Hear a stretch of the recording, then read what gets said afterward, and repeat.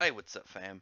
Before I get into the meat of the chapter for Marygrave, the number 37, kind of like the more important stuff because it has to do with the characters. I just want to say it hurts me to make this panel that I'm using as the like representation panel so small because it's such a good looking panel if you're reading the manga and when you get to this part in chapter 37, just like the designs of these monsters look awesome. But anyway, this chapter is a very quick read. Like it's like set up for the wedding. You see Sawyer sleeping. Rosalie goes and wakes him up where, they just have a nice conversation and they're having like breakfast, just getting ready. They're excited for their wedding that day. And it turns out the people of Capeside built a church purely because these two were getting married.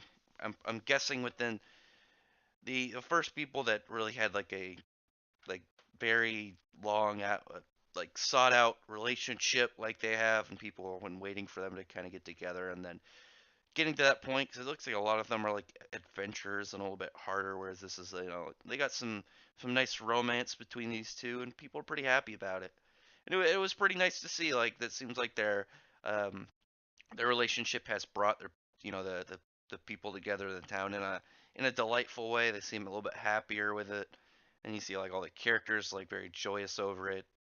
And Rosalie like in her wedding dress, and everyone's like, "Man, this is great." She looks beautiful. Sawyer's all happy. Everyone's in a good mood. But right when that happens, one of the dudes who is just like out walking outside. I'm guessing he's looks like he's got to take a piss or something, and he sees like the ground is shaking and it's just like this monster horde so heavy and you get all these really cool designs like there's this toad guy who's like a spellcaster. He's floating the ground. There's this big weird like giant. There's like a long armed demon. There's like this big monster guy on a angry horse. This cat chick, a genie, a weird elven like harp guy. I don't even know what that is. Some like there's a lot of weird ones like a vampire, this dude on like all these floating like weird monster spheres, like this creepy like I don't even know how to describe them. It's like a fat lower half chick with eyeball boobs and a spooky mouth on her stomach and then a head that's a burning lamp with a cigarette. I don't even know how to describe it that properly without sounding crazy, but it just everything about this looked good. Like everything about like the villains, like these monsters look really cool. And you see them talking and just like each of them have like a little bit of like a few of them have a little bit of dialogue. And I guess there's something amongst them about a traitor. And I'm guessing it has to do with Dante because I think they refer their traitor as a man. I'm just like looking through parts just real specifically to see if I can and remember. Blah, blah. I'm just scrolling through really quick. I remember there being something about a traitor amongst them. I don't know. I think it'll be pretty nice to see how things kind of go about them. Oh yeah, the one that betrayed them. They said the one that betrayed their own kind. In there, I don't think it's Rosalie. I feel like if it was Rosalie, it would they would know how powerful she is, and I know I'm pretty sure it's Dante because with Rosalie, she's part of a cult. I don't think she was part of a monster family. I don't know though. It could be different. So it'll be really interesting to see how this battle kind of is done because we know the result. This is where Sawyer ends up dying, but we don't know obviously more events. We don't know how many of these bad guys died and what that kind of led to other maybe we'll see like full power Rosalie, which would be pretty awesome knowing how like OP she is already.